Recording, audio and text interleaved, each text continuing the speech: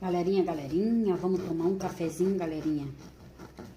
Cafezinho com pão, uma bolachinha. Eu já vou pensar no que eu vou fazer pro almoço. Vontade de comer um peixe no coco, fazer aquele pirão, galera. É muito bom, hein? Eu fui comprar um osso. Tem aqueles ossos de correr, que tem aquele totanão.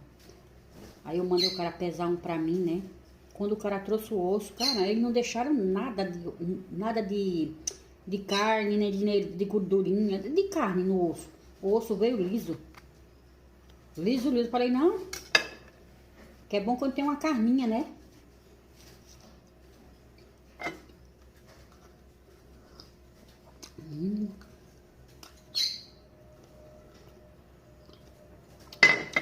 Muito bom.